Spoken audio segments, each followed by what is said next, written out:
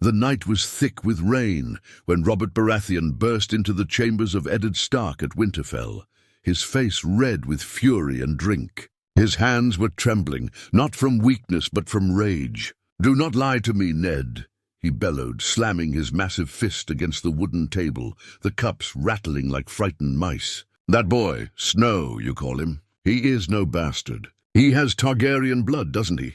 Ned's jaw tightened. He had kept this secret close to his heart for years, hidden it even from his wife. But Robert's voice carried not suspicion alone, it carried certainty. And that certainty left Ned no space for denial. For a long moment, the only sound in the room was the fire crackling in the hearth. Robert's breath came heavy, and when Ned finally spoke, it was like the breaking of an oath. "Yes," he whispered. "He is Lyanna's son. She died birthing him." The king staggered back, his chest heaving. For a heartbeat, Ned thought Robert might draw his warhammer and end the boy's life then and there. But instead, Robert dropped into a chair, his face pale and thunderstruck. "By the gods! All this time, I thought Rhaegar stole her. I thought she was taken. And she gave him a son?" His voice cracked between fury and grief. "She betrayed me." Ned's voice was steel now, a defense for the dead. "She loved him, Robert, and she made me swear to protect the boy.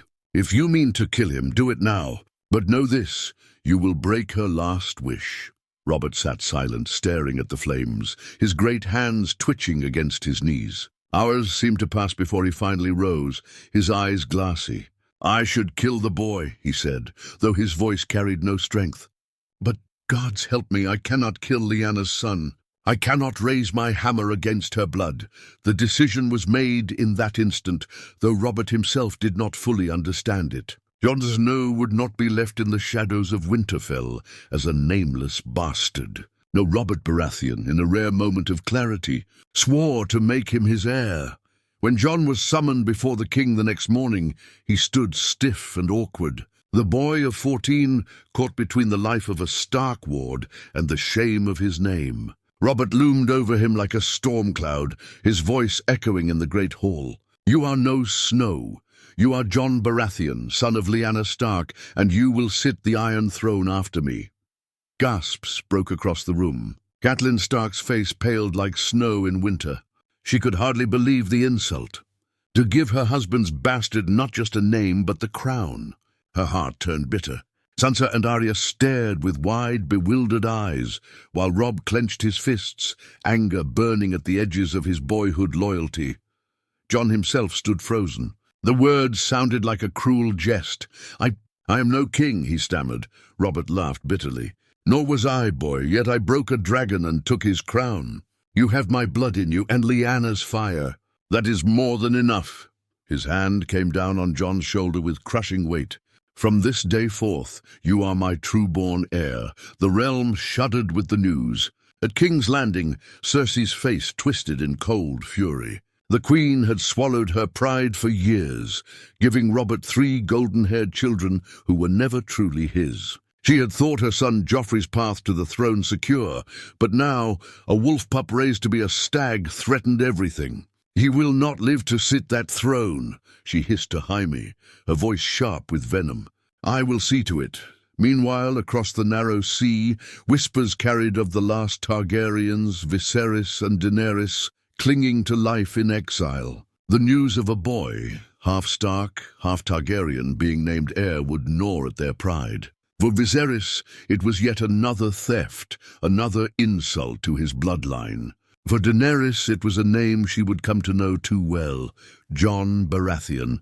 But in the cold halls of Winterfell, Jon could not think of kings or crowns. He could only think of who he was. Was he Ned's bastard still, or Robert's son? Was he wolf or stag or something else entirely?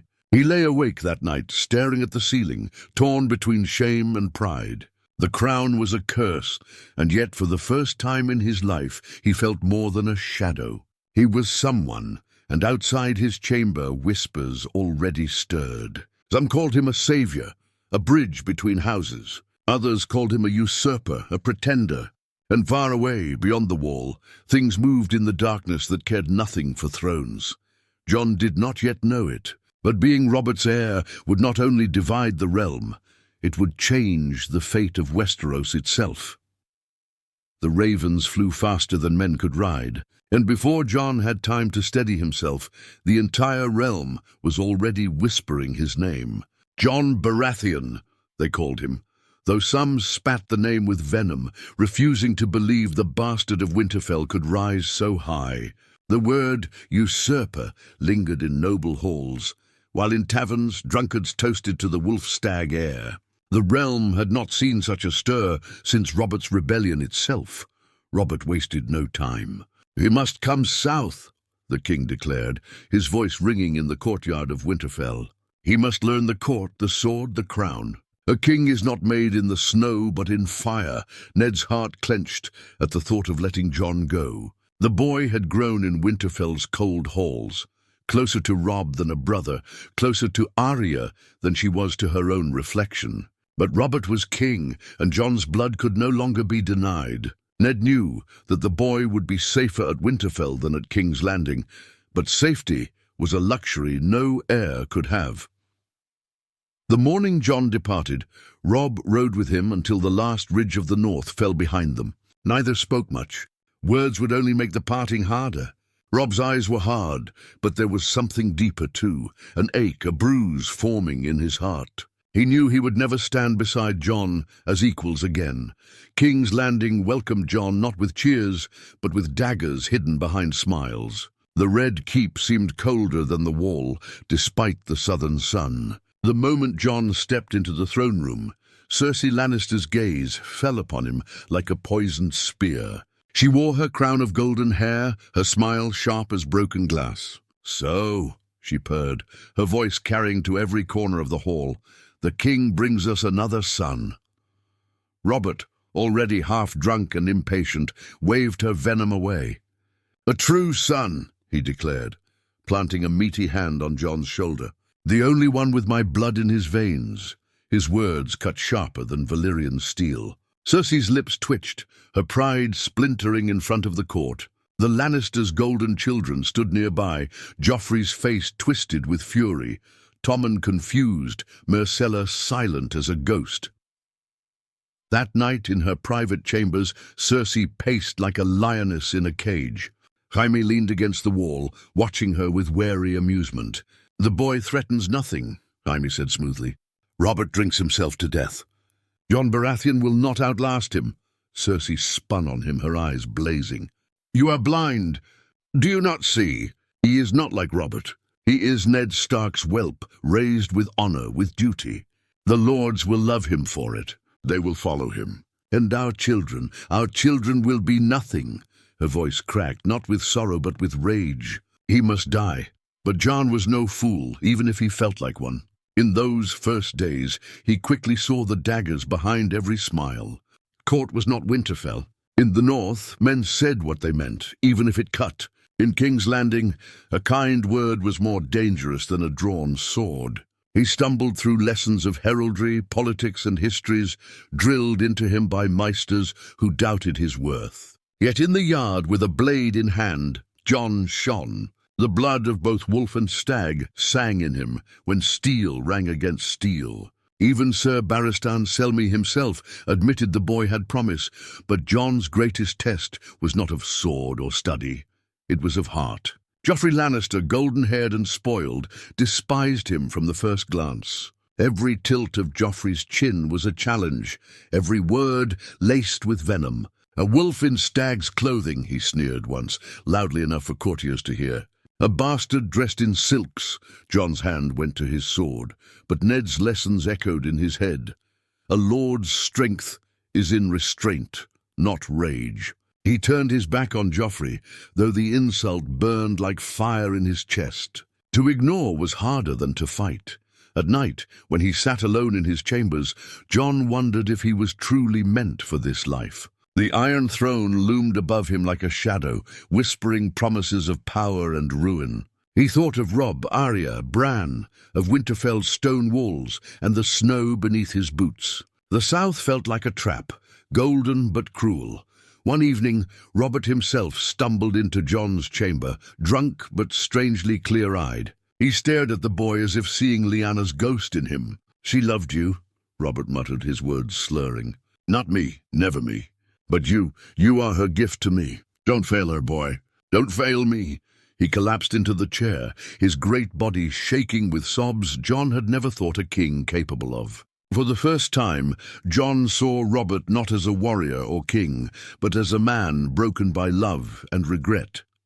But beyond the Red Keep, other players were already moving their pieces. Varys whispered of discontent among the lords. Littlefinger smiled too often when Jon's name was mentioned. And in the east, Viserys Targaryen raged like a mad dog at the thought of another claimant with dragon blood. The game had begun. Jon was no longer a bastard in Winterfell's shadows.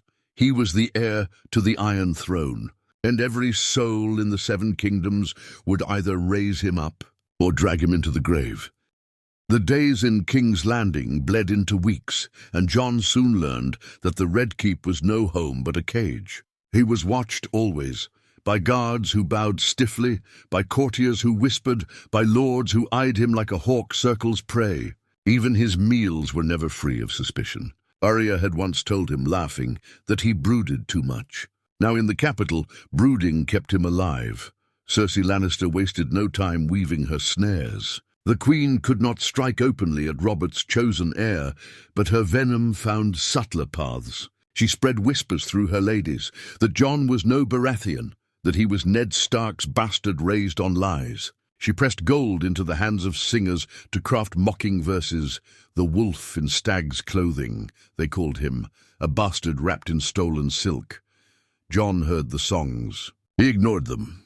But the court did not ignore. Whispers grew into doubts, doubts into rumors, and soon, even lords who once bowed respectfully began to hesitate. He was not blind. He knew whose hand moved the shadows. One night, Ser Barristan found him in the training yard, hacking mercilessly at a straw dummy, long after the others had gone. Sweat dripped down Jon's brow, his breath ragged. "You cannot kill whispers with steel, my prince," Barristan said softly. Jon dropped the blade, shame flushing his face. "They'll never accept me. I don't belong here." Barristan's eyes, old yet sharp, softened. "Neither did your father when he first took the throne, nor did Rhaegar when he spoke of changing the realm. Great men rarely belong, Jon. They make their place." Those words sat heavy in Jon's heart. But they gave him no shield when his first true trial arrived. It began during a feast in the throne room, when the highborn of the Crownlands were gathered. The hall stank of roasted boar and spilled wine, and the king roared with laughter at every crude jest. Cersei sat like a statue, her golden children flanking her. And when Jon entered, a hush swept the room, as though a wolf had wandered into a den of lions.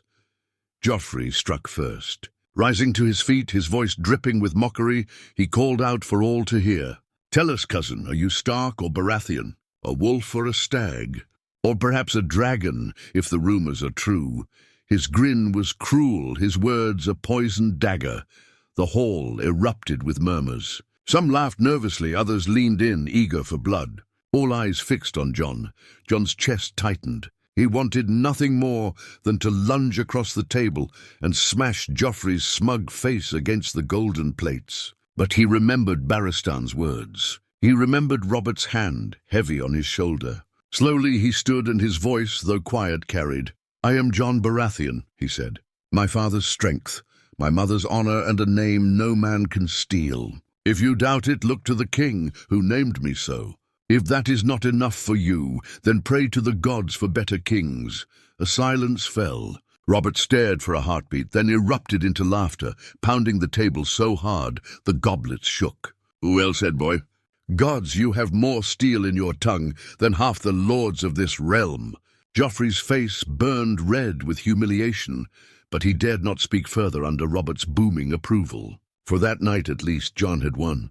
Yet Cersei's eyes burned brighter than wildfire, cold and full of promise. She would not forget this insult.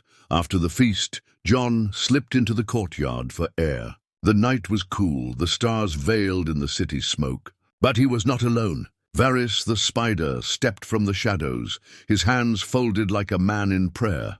"You speak well, my prince," Varys murmured, his voice as soft as silk. The court listened.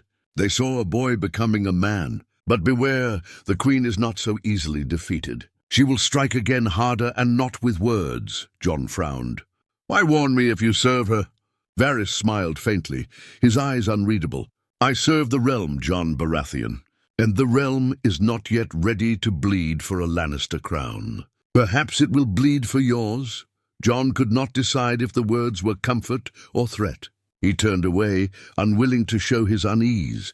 Yet before the week was done, the queen struck indeed. One of Jon's guards was found dead in an alley, throat cut ear to ear. Another was caught trying to slip poison into Jon's cup, his loyalty purchased by a bag of Lannister gold. Robert roared with fury at the betrayal, ordering heads on spikes, but the damage was done. Jon now knew what it meant to be heir to the Iron Throne. Not glory, not honor, but a crown of daggers pointed at his heart. And still, beyond the narrow sea, word of Robert's heir reached Pentos. Viserys Targaryen raged like wildfire, swearing vengeance. Daenerys listened quietly, her violet eyes thoughtful. For the first time, she wondered if perhaps her brother's crown was not the only one to claim. The game deepened, and Jon Baratheon was no longer a boy in shadows. He was a marked man in the center of the storm. The Red Keep had never been quiet. But in the weeks after the poisoner was caught, the whispers grew into a storm. Jon could feel them on his skin as he walked the corridors, eyes following him, servants bowing a shade too late, courtiers smirking behind their hands. He was heir in name, but every step felt like it carried him closer to the blade's edge. Robert, true to his nature, raged for a few days, and then drowned his fury in drink and hunting. Let them whisper, he said, pounding Jon's back with drunken affection. You're my son. That's all that matters. But Robert's word alone was not enough. The Queen's influence lingered, and the Lannisters were not fools. Jon knew if he faltered even once, he'd be torn apart. It was Ned Stark's arrival in King's Landing that gave him a moment of solid ground. The king had demanded his old friend serve as hand, and though Ned rode south reluctantly, his presence steadied Jon's heart. When Jon met him in the godswood of the Red Keep, it felt almost like Winterfell again. The air cooler, the silence heavier. You're thinner, Ned said, studying him like he had when Jon was a boy. But your eyes, they're harder now. I've had to grow hard, Jon replied. It's different here. Every smile hides a knife. Ned's mouth tightened. You were not meant for this game, Jon, but it seems the gods will not give us choice. If you are to survive, you must be wiser than Robert and colder than Cersei. Honor alone will not save you. Jon nodded, though the words left a bitter taste. To be colder than Cersei, that was to strip away half of who he was. It was not only Ned who offered strength. In the weeks that followed, Jon found himself watched not only by enemies, but by quiet allies. Zabaristan continued to guide him in the yard, drilling him in patience as much as skill. The old knight spoke little, but Jon began to see the bond forming between them, not one of duty but of respect. Even Sandor Clegane, the hound, showed a grudging tolerance. He mocked Jon less than he did Joffrey, which in itself was a rare gift. "You're less stupid than most pups," he growled one evening after Jon sparred. "Keep your head down and your sword sharp. That's the only advice worth a damn." But the greatest surprise came from Tyrion Lannister. The dwarf found Jon in the library late one night, buried in dusty tomes of kings long dead. Tyrion limped toward him with a goblet of wine, his crooked smile gleaming. "So this is the wolf stag everyone's quarreling over. Tell me, are you reading to rule or reading to hide?" Jon bristled. "Both, perhaps," Tyrion chuckled. "Good answer. You'll need both if you're to live. My sweet sister is sharpening claws meant just for you. But take comfort, she hates me just as much." The two spoke long into the night. Tyrion's wit was sharp, cruel at times, but always true. For the first time since coming south, Jon felt he had found someone who saw the game clearly. Still, Cersei moved faster than Jon could. Her plots grew bolder. Twice Jon's horse was spooked before a ride. Once he found a crossbow bolt buried in the wall near his chamber window. Each attack was denied, each threat hidden beneath a veil of coincidence. But Jon no longer believed in coincidence. The breaking point came during a council meeting. Jon had been invited to sit, though mostly he listened in silence. Cersei brought forth the matter of succession, her voice honeyed. "It is only proper," she said sweetly, "that my son Joffrey be named heir alongside Jon. Should one fall, the other must carry the crown." The room went still. Jon felt every eye on him, waiting for him to flinch. Robert, red-faced and half asleep, waved his hand. "Nonsense. The boy's my heir. That's the end of it." But Jon spoke before he could stop himself. "A crown cannot be shared, your grace. Two heirs are no heirs at all. It invites only war." The words were bold, too bold, but they rang true. Varys's eyes flickered with interest. Littlefinger smiled like a fox, and even Renly Baratheon tilted his head, studying Jon as if for the first time. Cersei's mask cracked for only a heartbeat, her hatred flashing naked before the court. That night, Ned came to Jon's chamber, his face grim. "You were right to speak truth, but you have painted a target brighter than ever before. She will not stop now, Jon. She will kill you if she can." Jon stared into the flickering firelight, his chest heavy. He had dreamed once of being more than a bastard, of belonging. Now he understood the price of belonging in King's Landing. To be heir to the Iron Throne was not a gift. It was a sentence, and far across the sea, Daenerys Targaryen lay beneath the stars, her brothers ranting, ringing in her ears. Yet it was not Viserys's fury that stayed with her, but the name she had heard whispered among their supporters. Jon Baratheon, a rival, a blood of dragon and wolf sitting in the lion's den. She wondered if fate was tying their lives together, even across oceans. The storm gathered, and Jon, still so young, stood at its eye, where one misstep could end him or make him king. The night was thick with heat, the air in King's Landing heavy with the stench of the streets below. Jon lay restless in his chamber, unable to sleep. His thoughts circled endlessly. Cersei's venom, Joffrey's sneers, Robert's drunken half-praise. The weight of the crown pressed on him, even though it was not yet his. He had just begun to drift into uneasy dreams when a faint creak stirred him. His hand went instinctively to the dagger beneath his pillow, the one Ned had insisted he keep. The sound came again, soft leather against stone. He rolled from the bed, crouching low, his heart pounding like a drum. The door opened with a whisper, and a shadow slipped inside. Moonlight caught on steel, a blade drawn, silent as death. Jon didn't think. He lunged, his dagger flashing. The intruder snarled, and steel met steel in the dark. The clash was clumsy, desperate. Jon was no knight in shining plate, only a boy fighting for his life in his nightclothes. The man was bigger, stronger, but Jon was faster. He ducked a slash, drove his dagger upward, and felt it tear through flesh. A gurgling cry filled the chamber as the assassin collapsed, blood pooling black in the moonlight. Jon staggered back, chest heaving, his hands shaking around the slick dagger. Guards rushed in moments later, their torches flaring. One knelt, turning the body. The assassin wore no sigil, no colors, only plain leathers. A sellsword, faceless and disposable. But Jon knew whose gold had bought him. Robert stormed into the chamber, reeking of wine, his eyes bloodshot. When he saw the corpse, his face twisted into a rage so pure it seemed to sober him. "By the gods, they dare strike at my heir in my own keep." He roared, "I'll gut every Lannister I see." Cersei appeared soon after, her face the perfect mask of sorrow. "Such tragedy," she whispered, though her eyes glittered cold. What enemy could wish harm upon the boy? Jon met her gaze, and for the first time he felt no fear, only fury. "You know who," he said quietly. The Queen's lips curved in the faintest smile, too quick for Robert to notice. The king demanded blood, but Ned's voice cut through the storm. "Killing blindly will only tear the realm apart. We must be certain who sent the man. Certainty be damned," Robert bellowed. But in the end, it was Ned's counsel he heeded. Still, the message was clear. Jon was no longer safe, even within the Red Keep. In the days that followed, Jon's standing shifted. The attack had changed him in the eyes of many.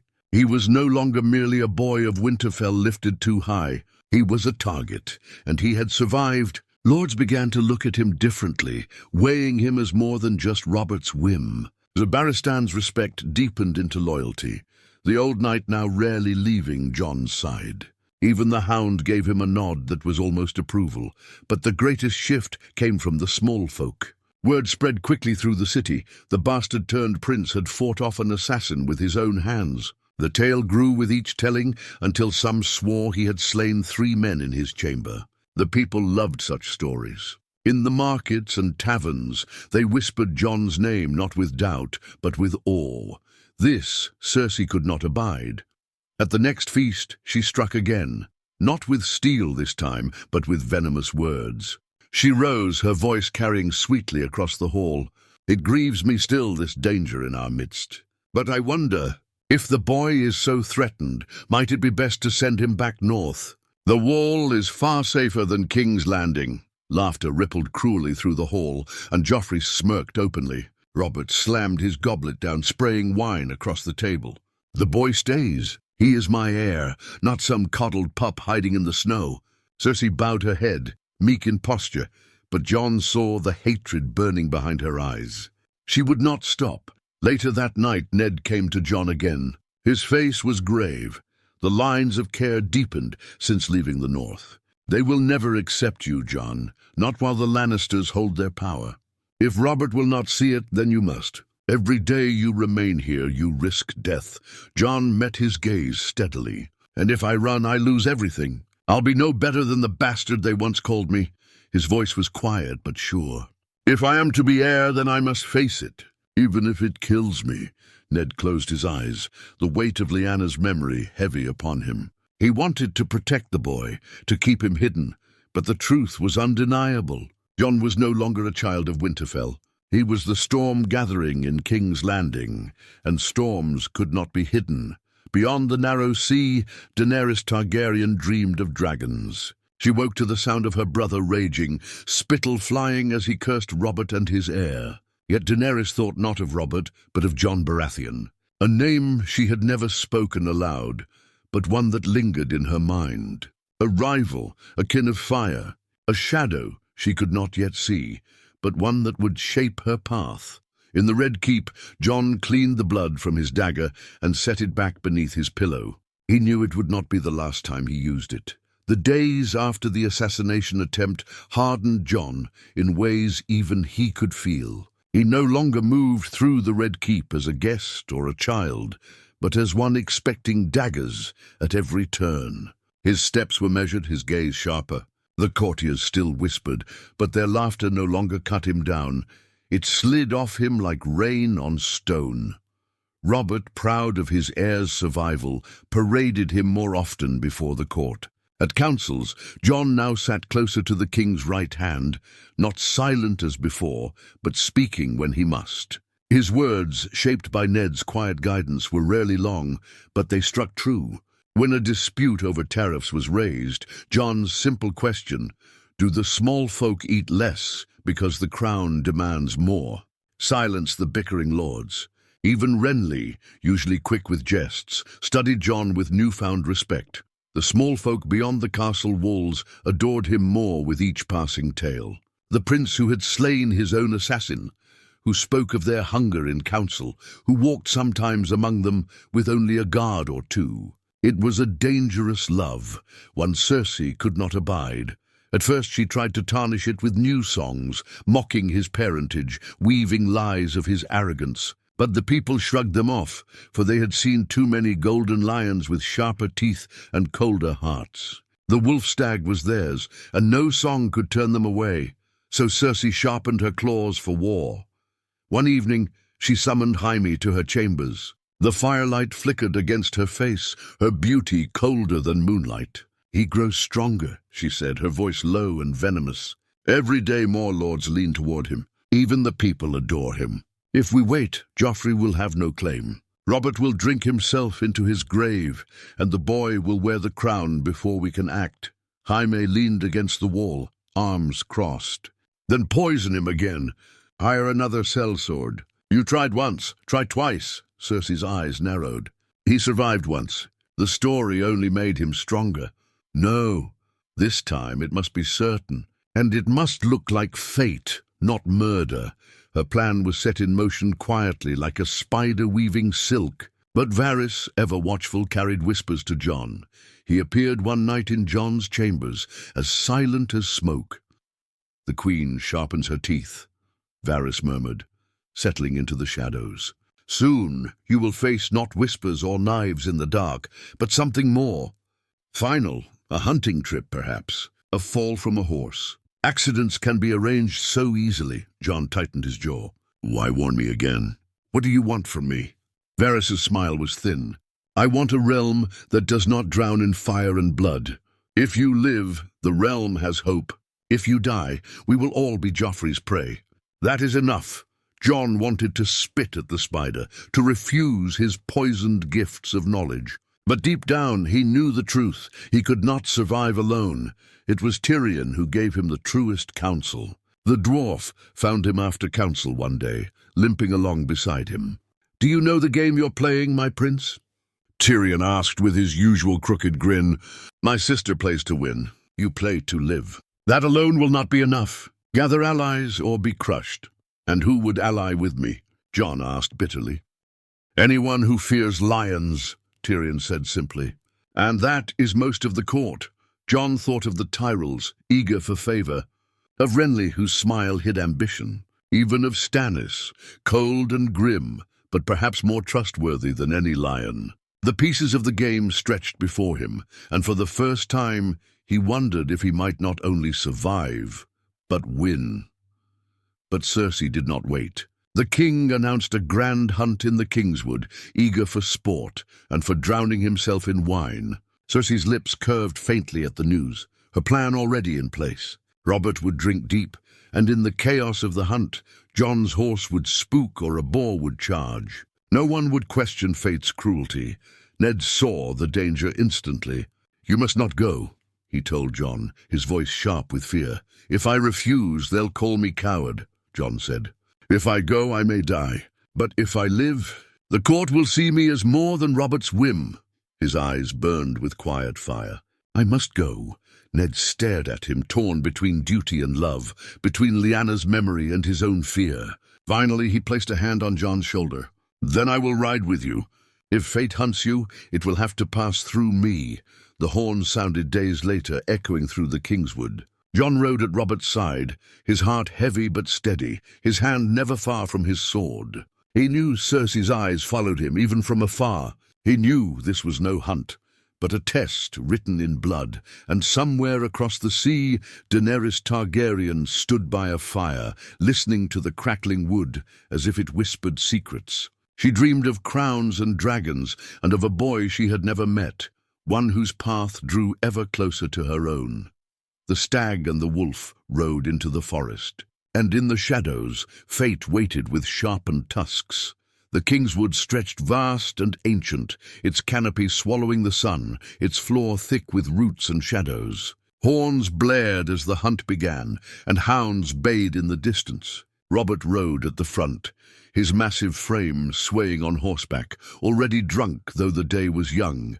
He bellowed for more wine and laughed at every jest, his warhammer strapped across his back, though he was too sodden to swing it. Jon rode beside him, the leather reins slick in his palms. His eyes darted across the trees, every rustle a threat, every shadow a hidden blade. Ned rode behind them, his face grim, hand close to his sword, though it was only a hunt. The hounds picked up a scent, leading the party deeper into the wood. Lords and knights rode in a loose pack, their laughter and boasts echoing through the forest. But Jon felt no joy. The unease in his chest was heavy, gnawing. He remembered Varys's words. An accident can be arranged so easily. Hours passed. The sun dipped lower, its light bleeding gold through the trees. Then the horns called again, sharper this time. The boar was near.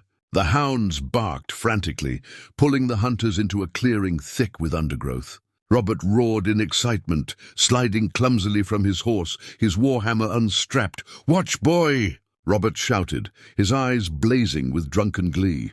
"I'll show you how a king kills."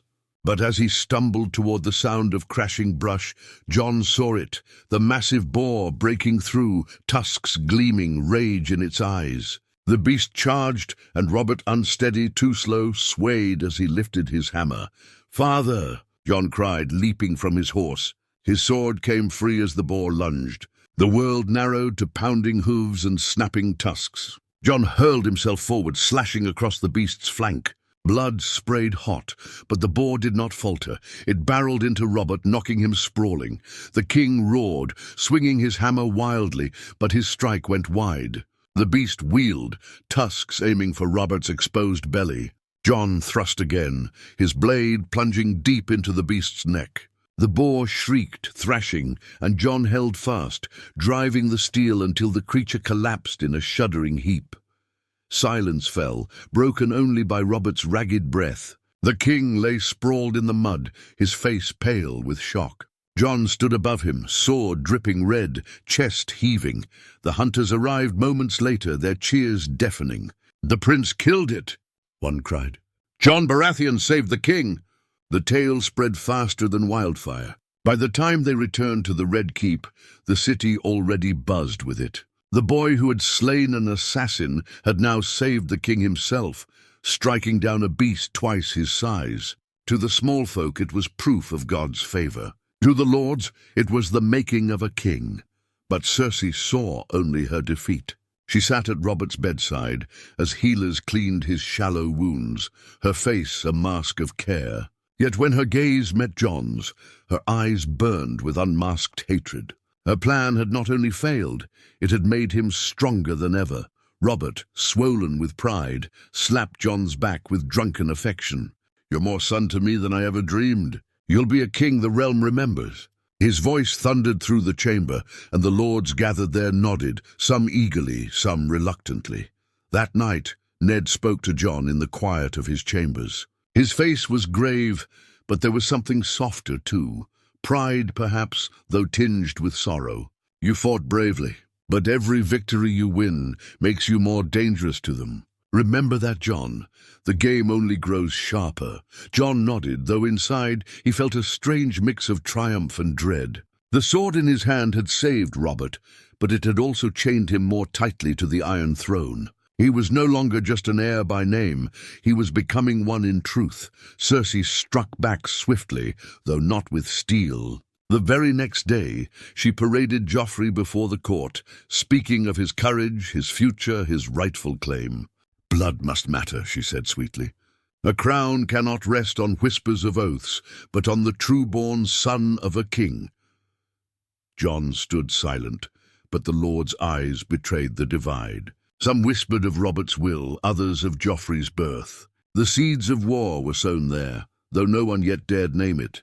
Beyond the sea, Daenerys Targaryen heard the story of the wolf-stag prince who had killed a great boar. It reached her in half a dozen versions, each grander than the last. She listened in silence, her brother ranting about usurpers and false heirs. Yet her heart beat faster, though she did not understand why. A rival, yes, but also a mirror. A dragon dreaming of crowns, and a wolf-stag already reaching for one.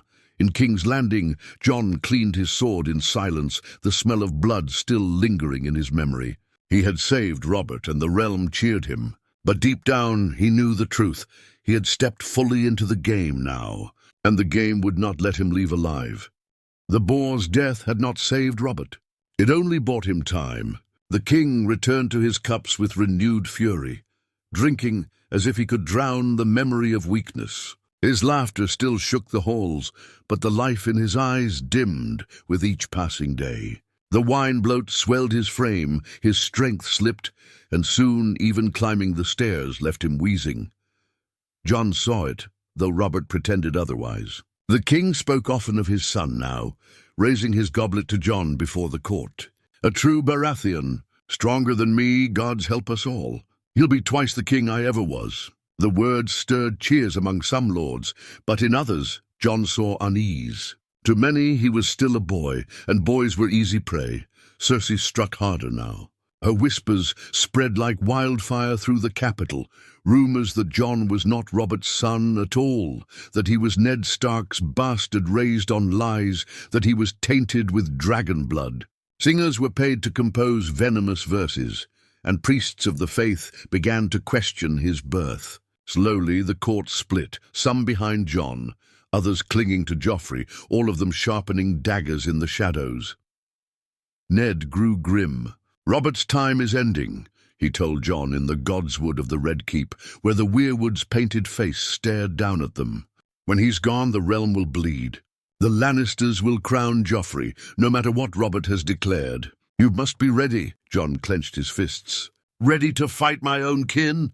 "Ready to survive," Ned said, his voice heavy with sorrow. "Your mother would have wanted it. Lyanna died for you to live." Those words haunted Jon as the days stretched into weeks. He trained harder than ever, spoke more boldly in council, walked the city streets to see the people who cheered his name. But each victory, each moment of strength, only deepened Cersei's fury. The breaking point came during a feast in the Great Hall. Robert, red-faced and drunk, declared before all the court that Jon would be named in his will, written plain for the realm, "Jon Baratheon, my heir, the true son of Robert and Lyanna." He laughed as he said it, but the words carried like thunder. Cersei's face was pale stone, her eyes twin daggers. Joffrey stormed from the hall, his pride shattered. The lords exchanged wary looks, knowing war was now not a possibility, but a certainty. That night, Varys came once more to Jon's chamber. "The Queen will not wait much longer," the spider warned. "When Robert falls, and he will, the realm will burn. You must have allies ready, or you will not live to see your crown." Jon stared at him, torn between fury and weariness. "Why should I trust you?" "Because I do not want Joffrey's cruelty ruling this realm," Varys said simply. "And because the game is larger than you know. In the east, dragons stir. When they return, Westeros will need more than a lion's cub on its throne."